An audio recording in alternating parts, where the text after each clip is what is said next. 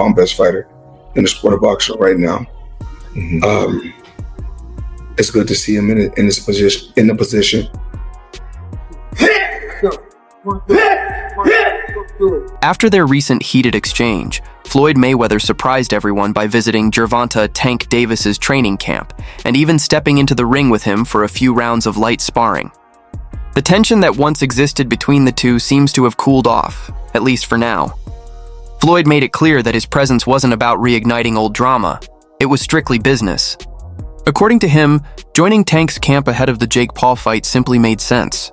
Having fought Logan Paul himself, Floyd understands the kind of challenge Jake Paul presents, and his insight could prove invaluable to Tank's preparation. Similar to Logan versus Mayweather, but Jake Paul now obviously is way more advanced than where Logan was. When asked how he thinks the fight will unfold, Floyd confidently stated that Tank will win, and easily.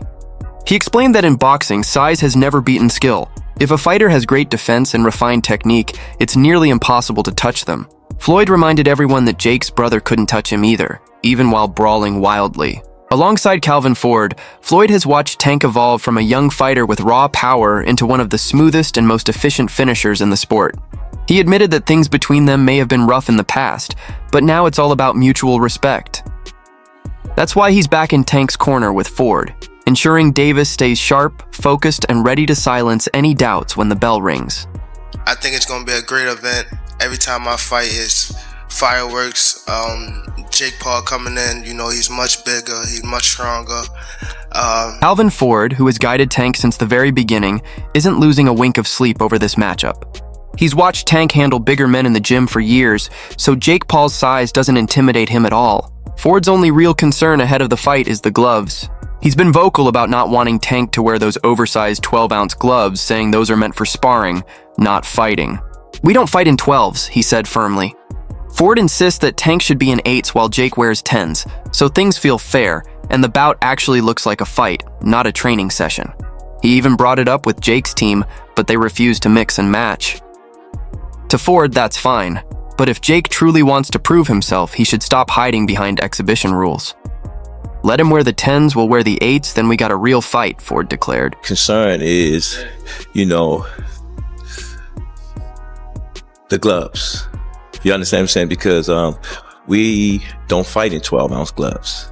We don't use 12-ounce gloves. That's training gloves, you know what I'm saying? I'm like, that's 2 pounds. As for the weight difference, both Floyd and Ford shrugged it off like it meant nothing. Jake might be sitting around 190 or 195 pounds, just a few pounds heavier than what was first agreed. But Ford didn't flinch. "We signed the contract. We're going to make it do what it do," he said calmly. That's been Tank's mindset from the very start. It doesn't matter who's bigger, taller, or louder. Because once that first punch lands, the ring starts to shrink real fast. Still, one thing hanging over Tank's corner is the cloud of his avoided rematch with Roach. A fight that many fans feel would have been his true test before stepping into this spectacle with Jake Paul. Paul brings something to media and to boxing. You cannot miss a fight. I like it, baby. I like the drama it's bringing, I'll be honest. But nobody really cares about this fight. Yeah, are you going to watch it? Yeah, of course. That's how it's going to go. Nobody really cares, but everybody's going to watch it. Like, he said, nobody cares. Tank makes people famous, Calvin Ford fired back confidently. Roach was a nobody before. To him, all that talk about ducking or unfinished business is pure nonsense.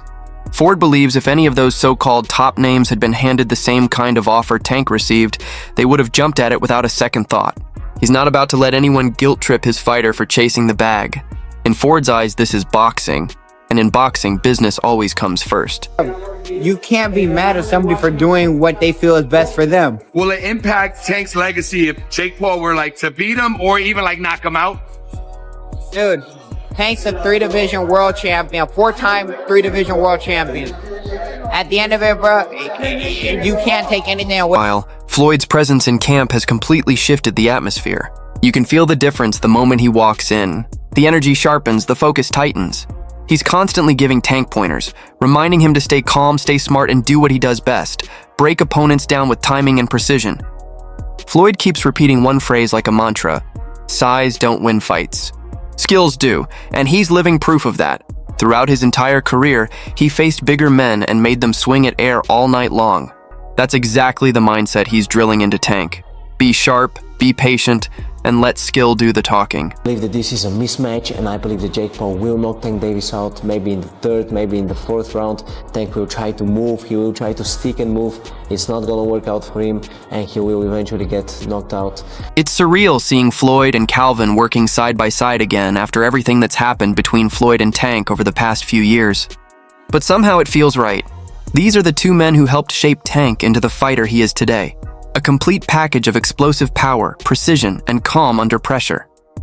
Whatever disagreements they've had are now overshadowed by something deeper, respect and legacy. Floyd knows the kid he once mentored has grown into a full-fledged superstar. And despite their past tension, there's still pride in his eyes. Because at the end of the day, he doesn't just want to see Tank fight, he wants to see him shine. Because he was talking about fighting Joshua, which is heavyweight, and now he's saying about fighting Tank. Nah, this can't be. It's Netflix as well. I need to go and do some checks and see if like the main pages have posted this, but Jake Paul's posted it. It says Friday, November 14th. It's in Atlanta. A lot of pros are beginning to see exactly what Floyd and Calvin Ford have been seeing all along. Sure, Jake Paul's size might stand out, but Gervonta Tank Davis is simply the better fighter in every way that truly counts. The weight gap might look wild on paper, but anyone who's ever spent time inside a boxing gym knows what really happens when pure skill collides with raw size that lacks real ring IQ. And that's exactly what the boxing world is paying attention to right now. At Tank Davis or Jake Paul? So, immediately, yeah, the normal layman would say, oh, Tank Davis is better. But better at what? Is he better at selling tickets? Is he better at selling stadiums out? Is he better at creating controversy? Is he better at getting followed on Instagram? Is he better at putting more eyeballs on the boxing? Is he better than him at that? The answer would be no. But is he better at him in a fight? It has to be really, you have to break it down. Legendary trainer Teddy. Atlas shared his thoughts on the matchup, and he didn't hold back when breaking down the difference between the two. On his YouTube channel, Atlas noted that the first thing anyone notices when they see them side by side is the sheer size contrast. It's impossible to ignore. There's nearly 8 inches between them in height, and the reach gap is even wider. But Atlas was quick to clarify that those numbers don't automatically decide the outcome. He acknowledged that while Jake may have the size, Tank has the edge where it truly matters. The talent, the experience, and a ring IQ that operates on another level. If Tank hits him clean on the chin, Atlas said, Jake might just start dancing without music. Any fight, to be honest, Jake Paul has a lot of followings, a lot of guys that are going to come and watch, and that gives the opportunity for other fighters to be seen on those cards, you know. So a lot of people don't agree, but at the end of the day, for me, it's entertainment. And if we can take boxing to the next level and give other fighters opportunities to be displayed and for other people, YouTubers and all that, to be seen, and hopefully all the YouTubers and people there are just there. That's the part everyone keeps coming back to. Jake might be the bigger man, but Tank hits like a truck, and it's not just about brute force. It's his timing, precision, and placement that make the real difference. When you factor in that Tank has spent his career facing faster, sharper, and far more polished opponents than Jake, the size disadvantage suddenly doesn't seem so intimidating. Atlas even reminded fans that boxing history is packed with moments where the smaller fighter conquered the bigger one. That's the essence of the sport. Size can help. But it's never been the deciding factor when true skill, discipline, and composure step inside the ring. He ain't gonna fight back. He said, so I say, you got to take him serious. You know what I'm saying? Because he talked about, he had you on a hit list before this fight even happened. So his mental is on you. So you have to take him serious. Still, there's a serious discussion about whether the physical side could pose real problems. Jake Paul is a natural cruiserweight, accustomed to throwing heavy, slower power shots that can break through weaker guards. Tank, on the other hand, thrives on speed, angles, and reading opponents who actually move and think in the ring. They operate on completely different gears. Jake brings raw force, but Tank brings calculation and rhythm. And when those two styles collide, it's a question of whether brute strength can keep up with pure precision. Marketing genius, but when it comes to people that picking his fights, I can't get my head around it. If Tank hits him clean, he's going to sleep. He'll have a lot of smoke blowing up his backside by his coaching team and people like that. But when he gets hit for real, 10 ounce, well, I'm told it's 16 ounce gloves now, it's like an exhibition.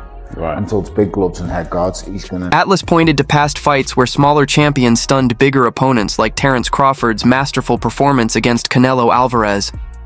But he quickly cautioned that Tank's situation is very different. This isn't a sanctioned title bout with weight classes keeping things balanced. It's an exhibition. And that changes everything. The rules, the gloves, even the approach all shift the tone of the fight. What might look like a test of skill on paper could turn into a showcase of who handles the imbalance better once the bell rings. I think that it's fair to call them boxers now. If we talk about Logan brothers. I think it's okay to call Jake Paul a boxer. The only reason why I say that is because he do be in the gym. He's working on stuff. The fight that he fought Mike Tyson, I don't think he should have fought Mike Tyson because of who Mike Tyson is and the age. And he said that he didn't try to knock him out. Yes, you did. Florida Athletic Commission has officially released the full details of the matchup. It's set for 10 rounds, 3 minutes each, with both fighters wearing 12-ounce gloves, and knockouts will be allowed even though the result won't go on either man's record. In an unusual twist, the bout will be judged by 2 human judges and 1 AI system to add a modern edge to the scoring. While there won't be an official winner announced, everything about the setup, from the timing to the officiating, mirrors a real professional fight. The only distinction is the exhibition label, which exists purely for safety and regulatory purposes.